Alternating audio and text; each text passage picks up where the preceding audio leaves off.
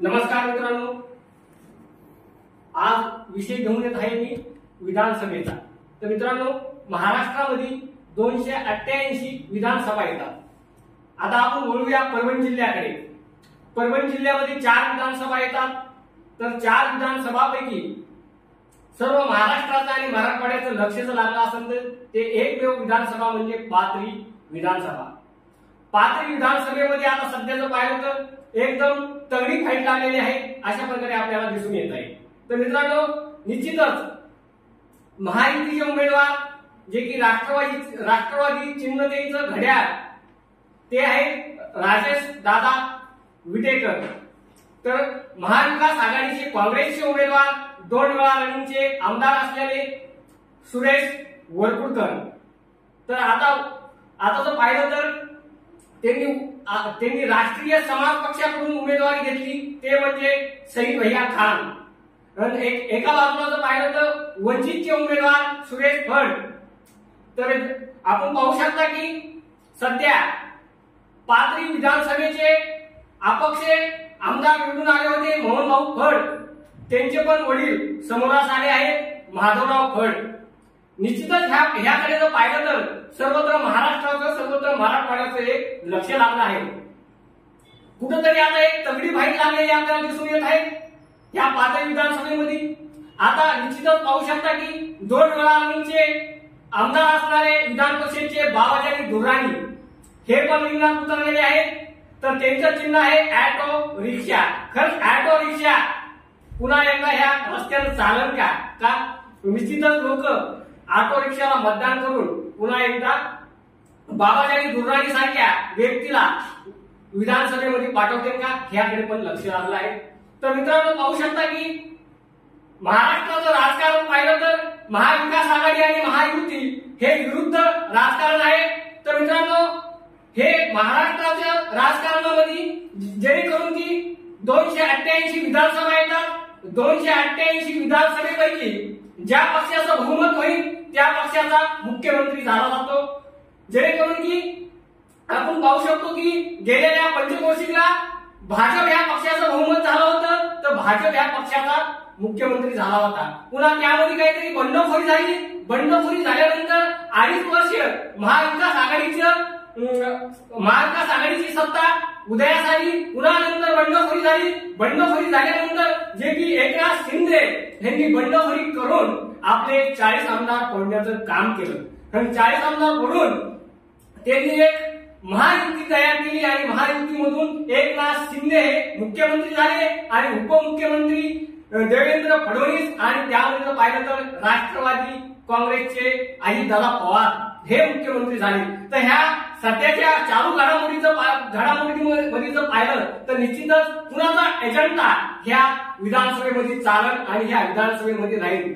आपण पाहिलं लोकसभेचं इलेक्शन कशा प्रकारे झालं। लोकसभेचं इलेक्शन एक जातीपातीचं झालं, त्याचप्रमाणे आता हे महाराष्ट्रामधलं विधानसभेचं पण इलेक्शन हे जातीपातीवर होईल का? जेणेकरून की लोकसभेला बोललं जातंय की जरांगे फॅक्टचा मोठ्या प्रमाणात महायुतीला फटका बसला आणि महाविकास आघाडीचे उमेदवार निवडून आले। त्याचप्रमाणे जर पाहिलं तर आता महाराष्ट्रामध्ये मराठवाड्यामध्ये जरांगे फॅक्ट हा पुन्हा एकदा उदयास येईल का?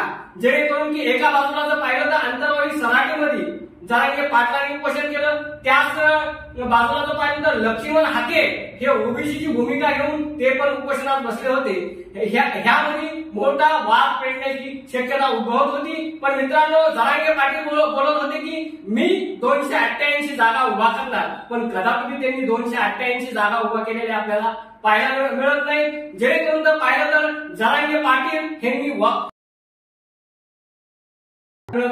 जेणेकरून की आता जर पाहिलं तर लक्ष्मण हाके हे सर्वत्र महाराष्ट्रामध्ये मराठवाड्यामध्ये फिरत आहेत आणि सर्वत्र ओबीसी समाजाला जागृत करून ओबीसी समाजाला एकच मेसेज आणि एकच संदेश देत आहेत। आणि ज्या ठिकाणी ओबीसी कॅटेगरीचे उमेदवार उभे टाकले आहेत त्या ठिकाणी ओबीसी कॅटेगरीच्या उमेदवाराला त्या ठिकाणी जाऊन त्यांचं पाठबळ वाढवण्याचं काम आणि त्यांच्या सभेमध्ये जाऊन लोकांमध्ये मॅसेज पसरवण्याचं काम आता जर पाहिलं तर लक्ष्मण हाके करत आहेत। जे की फॅक्ट लोकसभेला चालला तसाच आता विधानसभेला वेगळ्या प्रकारे फॅक्ट आपल्याला पाहायला भेटेल का?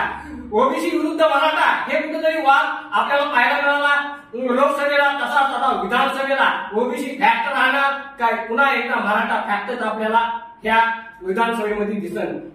आता जर पाहिलं तर सर्वत्र या महाराष्ट्रामध्ये सर्वांचं लक्ष लागलं आहे की पुन्हा एकदा महाविकास आघाडीचा मुख्यमंत्री होणार का पुन्हा एकदा महायुतीचा मुख्यमंत्री होणार, ह्याकडे सर्वांचं नागरिकांचं लक्ष लागलं आहे.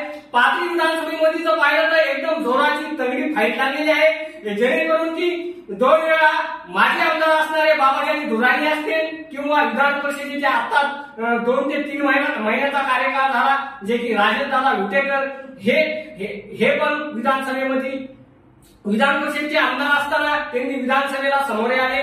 निश्चितच ह्यामध्ये जर पाहिलं तर जे की मोहनभाऊ फड हे पण आमदार होते, त्यांचे वडील आता उदयास म्हणजे समोर आले आहेत. तर निश्चितच ह्यामध्ये मोठी तगडी फाईट लागण्याची शक्यता आपल्याला दिसून येत आहे. सर्वांनी आपापला प्रचार मोठ्या ताकदीने चालू ठेवला आहे. प्रत्येक गावागावामध्ये आणि खेड्याखेड्यामध्ये आणि प्रत्येक 18 पगड जाती आणि 12 बलुतेदार समाजामध्ये ते जाऊन भेटीगाठी घेत आहेत.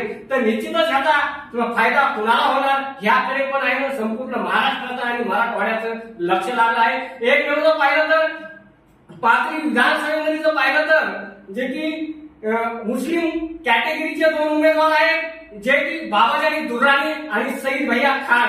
आणि इकडे जर पाहिलं तर जे की मराठा कॅटेगरीचे 2 उमेदवार आहेत.